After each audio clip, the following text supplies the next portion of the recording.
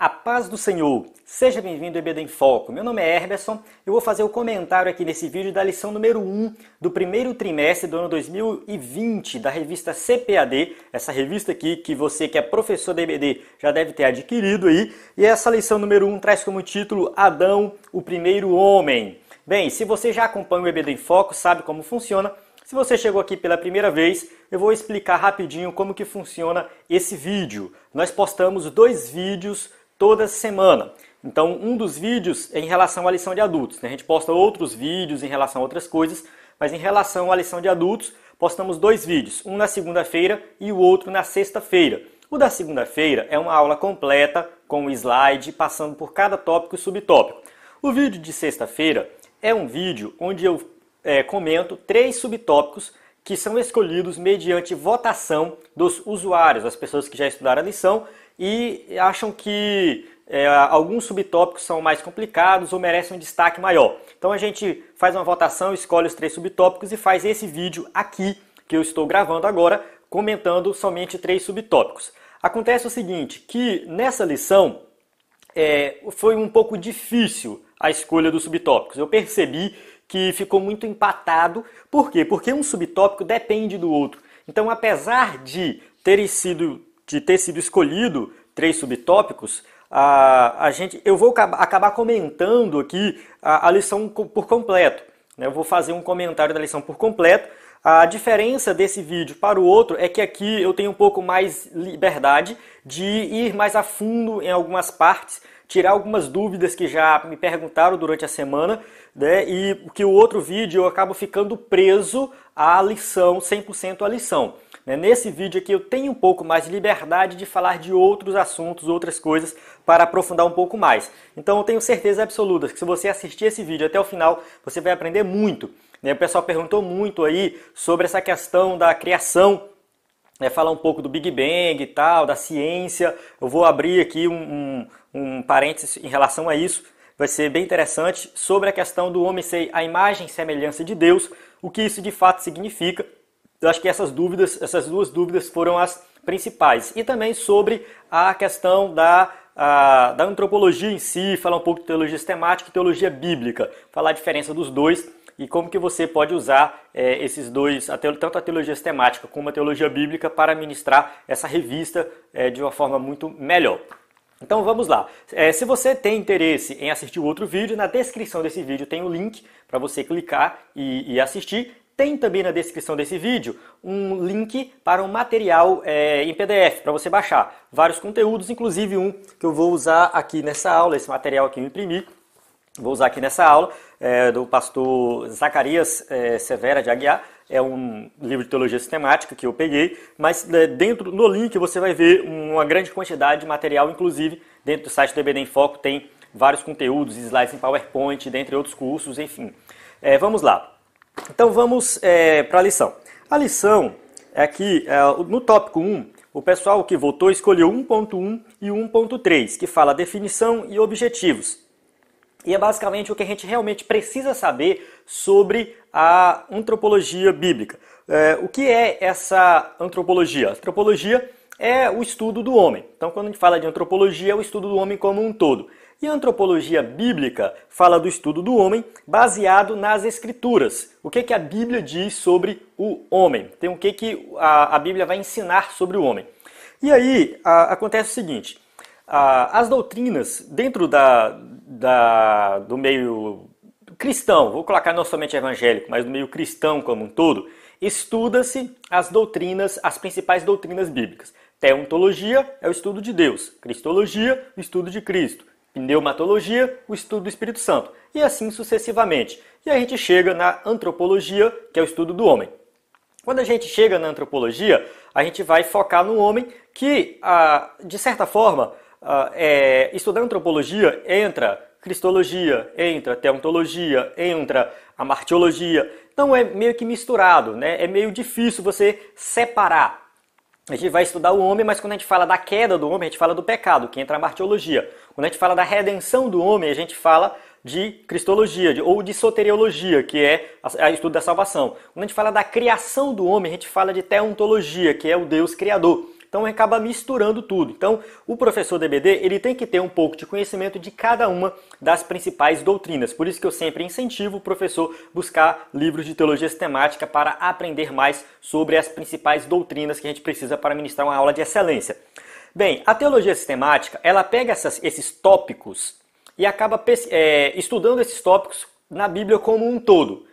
Por exemplo, teontologia, o que a Bíblia como um todo fala sobre Deus? Cristologia, o que a Bíblia como um todo fala sobre Cristo? Então, os tópicos são escolhidos e depois é pesquisado dentro da Bíblia o que a Bíblia fala sobre esse tema. Na teologia bíblica é um pouquinho diferente. A teologia bíblica pega o tópico. Teontologia, o estudo de Deus. O que Gênesis fala sobre Deus? O que Êxodo fala sobre Deus? E assim vai livro a livro. Ou pega um pacote completo de livros. Por exemplo, o que o Pentateuco fala sobre Deus? O que os livros históricos falam sobre Deus? O que os Salmos e os livros poéticos, por exemplo, falam sobre Deus?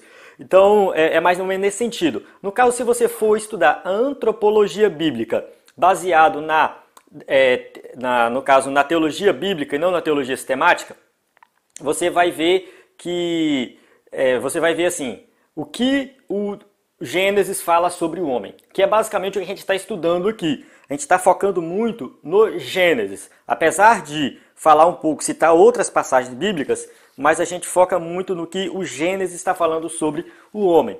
Então aqui a gente vai dentro da proposta da revista, a gente vai usar tanto livros de teologia sistemática quanto livros de teologia bíblica, enfim, vai usar os dois. Então não tem um melhor do que o outro. O importante é a gente sempre estar baseado nas escrituras.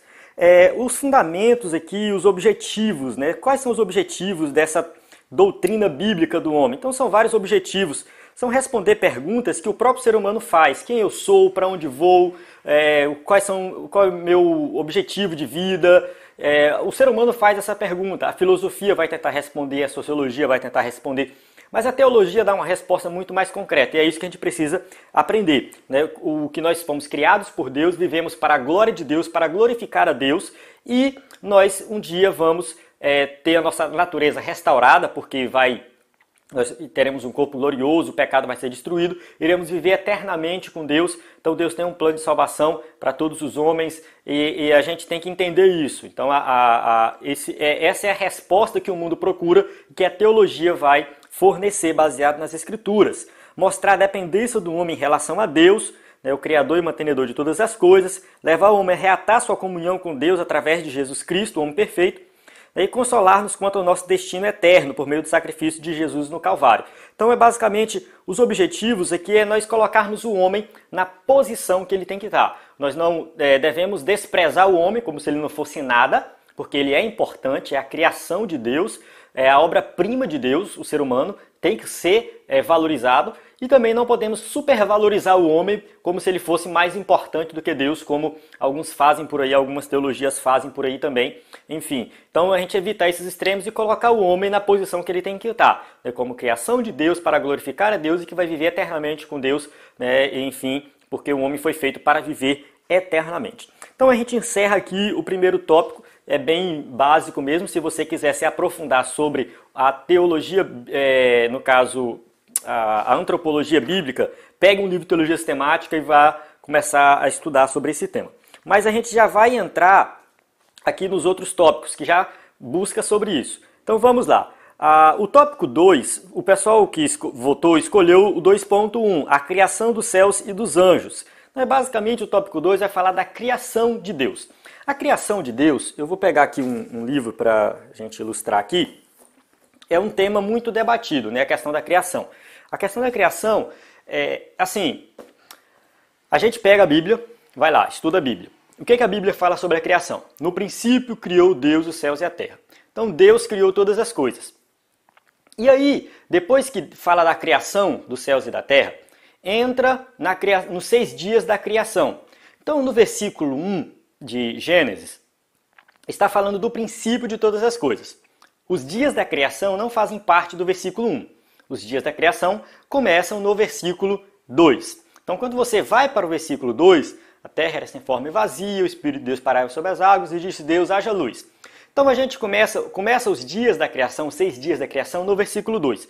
Então o versículo 1 pode-se dizer que ele é o princípio de todas as coisas, que a gente não sabe quando foi que aconteceu. E aí entra um grande debate sobre a questão do Big Bang. Por isso que eu peguei esse livro aqui, ó, Big Bang, né? Fala assim, tudo sobre a mais importante descoberta científica de todos os tempos e por que esse conhecimento é indispensável. Né? O escritor é Simon Singh. Eu não sei se pronuncia assim, Simon Singh. Vou colocar mais próximo aí para ver se dá para ler. Ó. Então, esse autor, esse livro aqui é um livro bem grosso, 500 páginas, é um livro bem denso, muita informação. E por que eu estou mostrando esse livro? Porque eu acredito que ter um conhecimento do que a ciência fala sobre a criação e tudo mais é muito importante para o educador cristão, para o pregador, porque eu já vi gente falando muita besteira por aí. E eu digo isso com certa propriedade porque antes de entrar nos estudos teológicos, eu sou formado em física, fiz mestrado e comecei um doutorado, parei, enfim, eu estudei cosmologia, estudei buracos negros, estudei um monte de coisa, participei de vários eventos de cosmologia, li alguns livros e eu tenho um certo conhecimento do que a ciência diz sobre a criação do mundo, do universo, de todas as coisas, e vejo algumas pessoas falando por aí muita besteira.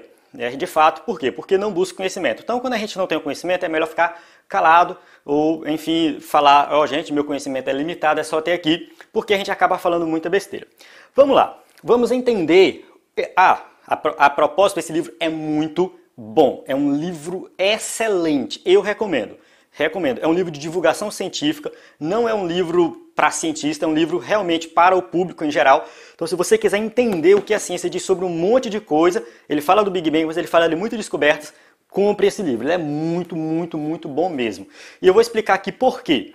A ciência, a gente tem que entender o seguinte, que a ciência tem um papel e a Bíblia tem outro papel. Qual é o propósito da Bíblia? O propósito da Bíblia é mostrar que o homem precisa de Deus. Tipo, Deus criou o homem pecou, está condenado, e Deus entrega para ele o livro, que é a Bíblia Sagrada, onde vai ter aqui o caminho de salvação, onde Deus vai mostrar o seu plano de redenção, como é que ele conduziu a história da humanidade e como que o homem se salva. Esse é o propósito da Bíblia. Salvação do homem, mostrar o caminho de salvação. É encontrar Cristo. Cristo está do começo ao fim da Bíblia. Então, encontrar Cristo, que é o caminho de salvação. Nós não temos a Bíblia como um livro científico. Quem usa a Bíblia para ensinar ciência está fazendo algo totalmente errado. Então, não use a Bíblia para ensinar ciência. A Bíblia não tem esse propósito.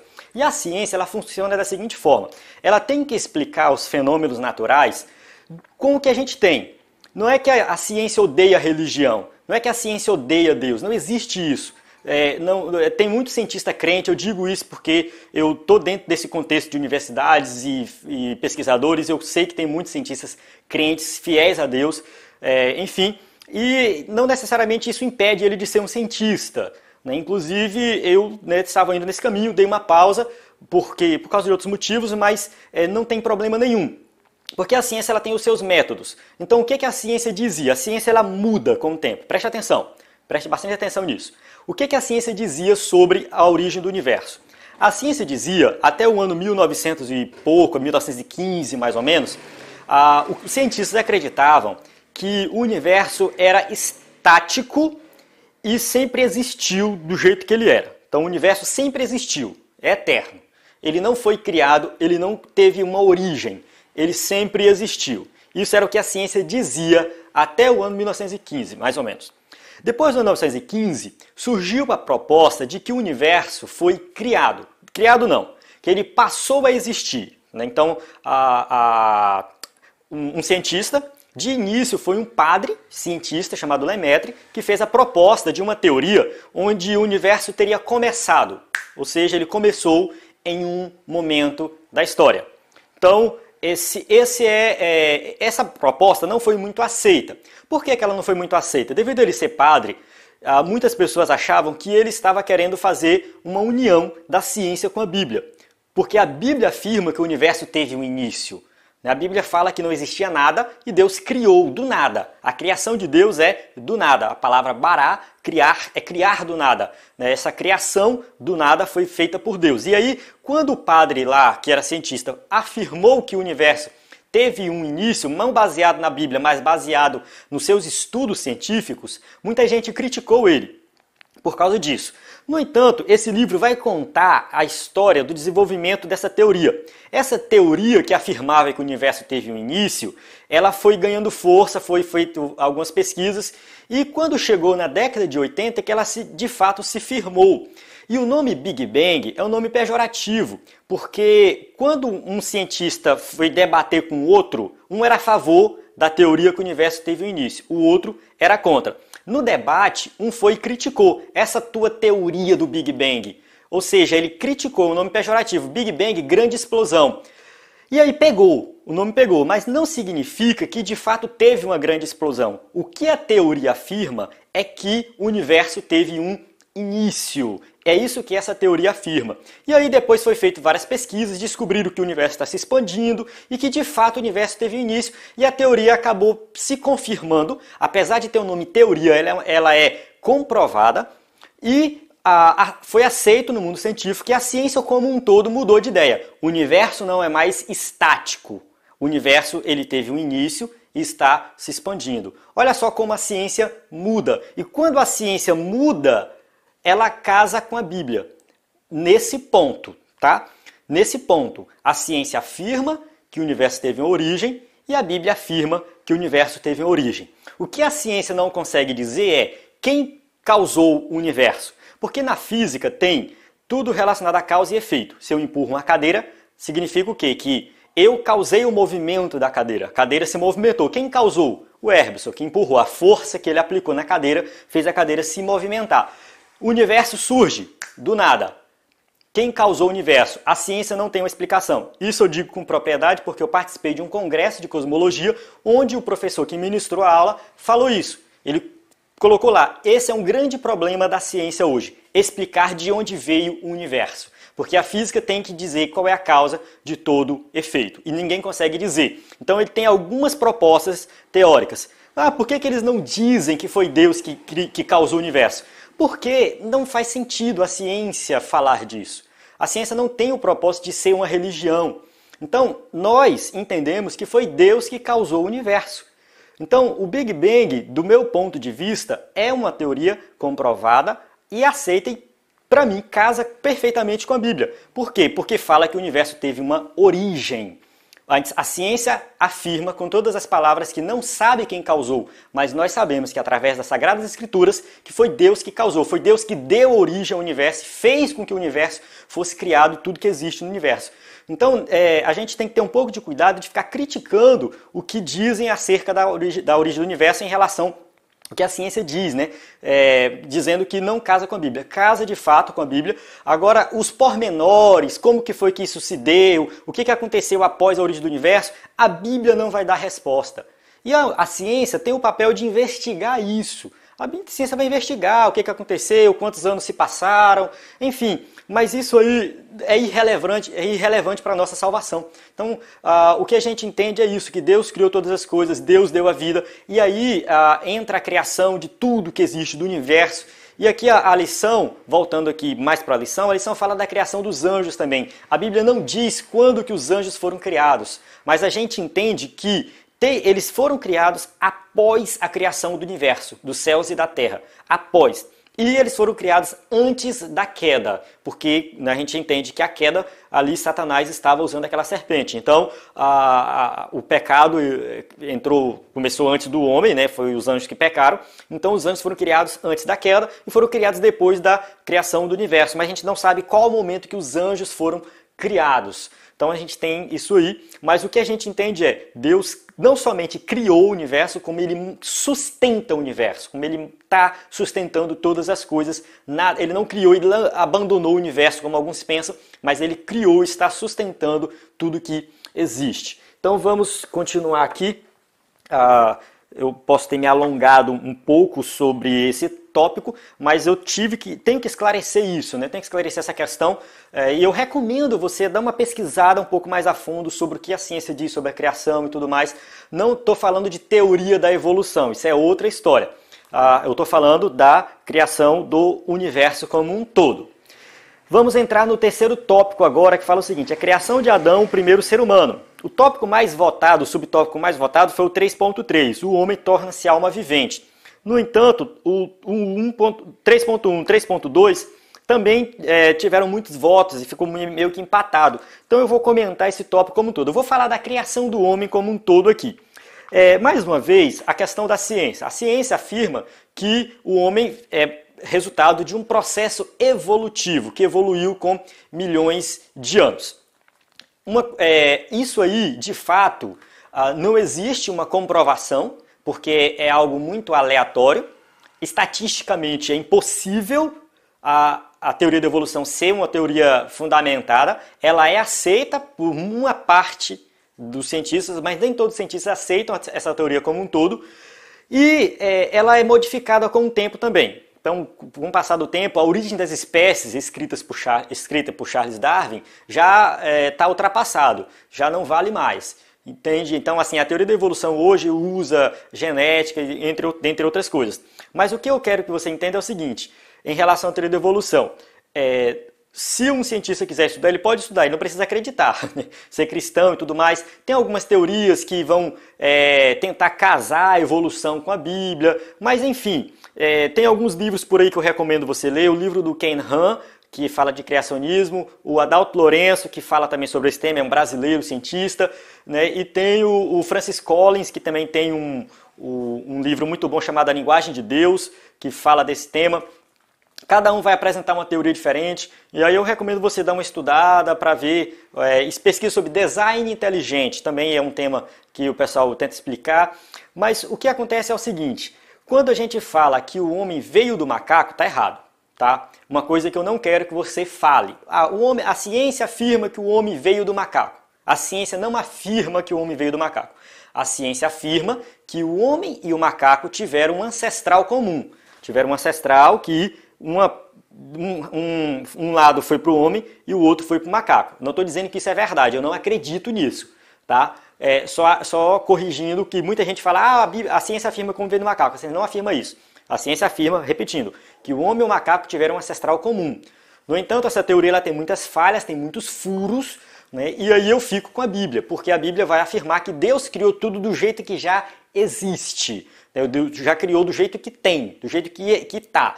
Então, tanto que a ciência não consegue fazer todo o passo a passo da evolução, do primeiro animal até chegar no homem. A ciência não consegue fazer isso. Então fica somente na teoria mesmo, eles não conseguiram encontrar fósseis. Então descarta por completo essa teoria da evolução e a gente entende que Deus criou tudo do jeito que está. E quando Deus cria o homem, Deus faz o homem um pouco diferente dos outros animais. E é aqui que entra o que a gente vai ver nesse tópico aqui. Deus cria o homem e coloca no homem uma alma vivente. E a Bíblia diz que Deus cria o homem à sua imagem e semelhança. E aí entra aqui um debate muito grande sobre o que de fato é imagem e semelhança. Será que Deus está falando de imagem e semelhança física? Imagem e semelhança são duas coisas diferentes ou é uma coisa só? Tá, vamos lá. Há um certo consenso, isso aqui tem muita divergência entre os teólogos, mas há um certo consenso que imagem e semelhança quer dizer uma coisa só. É um método que literário, colocar, não é só os hebreus que usam, não é falar que os hebreus usaram, mas na verdade isso pode ser usado até nos dias de hoje, quando a pessoa afirma uma coisa de duas formas diferentes. Isso é chamado de paralelismo, tem muito nos Salmos, a Bíblia está repleta de paralelismos, e isso aqui é um paralelismo. Significa que imagem e semelhança é a mesma coisa, só está reforçando, uma palavra reforça a outra. Então está dizendo que o homem tem algo de Deus aqui, tem algo de Deus que os animais não têm. E o que acontece é que quando Adão tem um filho, diz que esse seu filho é a sua imagem e semelhança. Então dá a entender que ele transmite essa imagem e semelhança para o seu filho. Então o homem é a imagem e semelhança de Deus e transmite essa imagem e semelhança aí para o seu filho. Tá? Então, imagem e semelhança, uma coisa só. Eu posso usar só imagem ou só semelhança aqui nesse vídeo. Eu vou pegar esse ponto de vista que é aceito pela maioria dos teólogos que eu dei uma pesquisada, que eu li nos livros de teologia sistemática. Outra coisa, não tem nada a ver com aparência física. Então, não é imagem e semelhança de Deus, no sentido de que Deus tem olhos, mãos. A Bíblia fala das mãos de Deus, dos olhos de Deus, mas isso é chamado de antropomorfismo, que para nós entendermos o propósito ali daquela passagem, porque descrever Deus no formato que a gente tem uma visão. Tanto que a Bíblia fala de asas de Deus, debaixo das suas asas. Então Deus tem asa? Não, é zoomorfismo, é usar uma característica de um animal em Deus, para nós entendermos o que a mensagem quer passar. Então não significa que Deus tem asa ou que tem braço, a gente não sabe como que é Deus, a Bíblia diz que ele é espírito, então fica difícil. Alguns até defendem a ideia de que nós não veremos Deus, mas veremos Cristo, porque ele encarnou e através de Cristo nós veremos o Pai. Mas isso é outra história. O que a gente vai falar aqui é que o que significa de fato ser essa imagem e semelhança. Então, esse material aqui está disponível para você, né? E aí a pergunta é o seguinte, mais especificamente, quais são essas qualidades da pessoa humana que refletem a natureza divina e fazem com que o ser humano seja diferente das demais criaturas. O que é de fato que o ser humano tem, que faz ele ser parecido com Deus, ter as características divinas, ser a imagem e semelhança de Deus, e faz ele ser diferente dos outros animais que Deus criou, das outras criaturas de Deus? Vamos lá. Primeiro, racionalidade. O ser humano, ele consegue raciocinar, ele consegue ser autocrítico, autoconsciente. Os animais não conseguem isso. Eles vivem por instinto.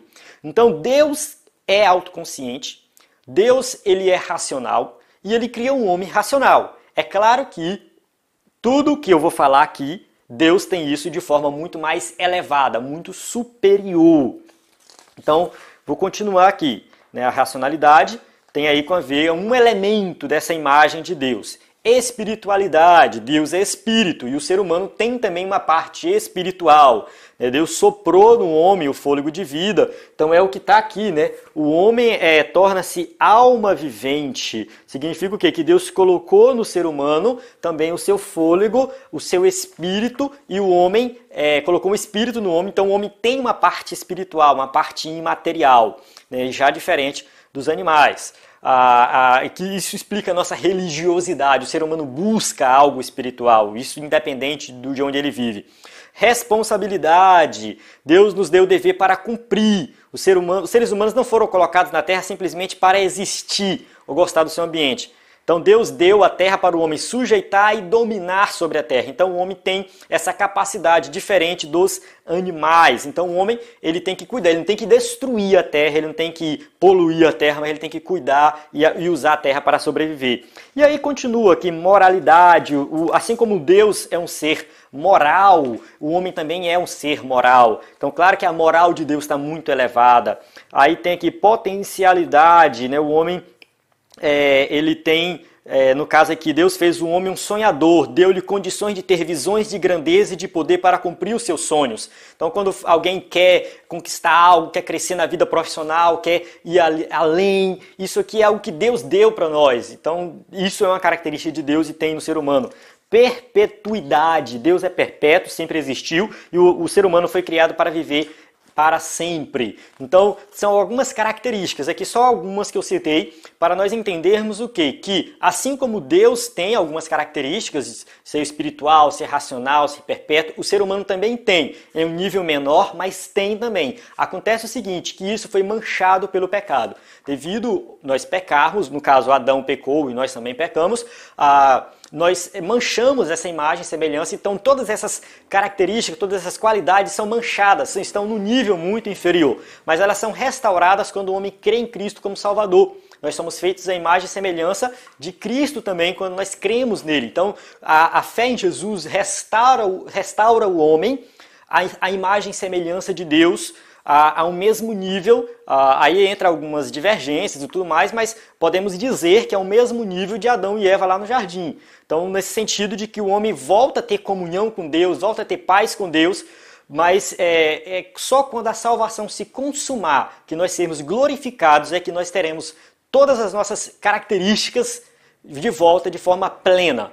Né? Em Cristo nós já temos, mas talvez não de forma plena, talvez somente na consumação de todas as coisas que nós seremos restaurados, não vai existir mais pecado, nós não vamos mais pecar, e aí sim nós teremos aí vida eterna com Deus e uma comunhão plena com Deus, completa, quando nós chegarmos na eternidade. Mas em Cristo nós já temos comunhão com Deus e já é restaurado essa imagem e semelhança que foi perdido lá no Jardim do Éden. Não foi perdida, mas foi manchada pelo pecado.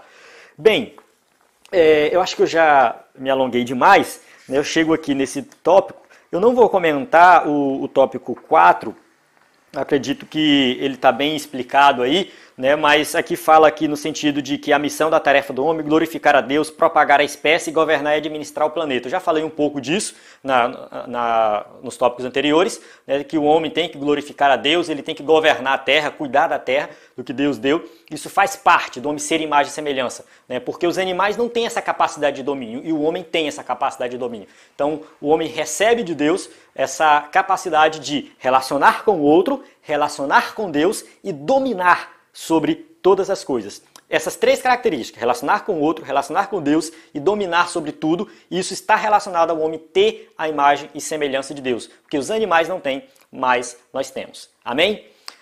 Bem, eu encerro aqui essa aula. Pode ser que eu me alonguei um pouco, eu não estou controlando o tempo aqui, mas eu acredito que ficou claro. Se não ficou, você pode entrar no site, baixar o material, dar uma lida.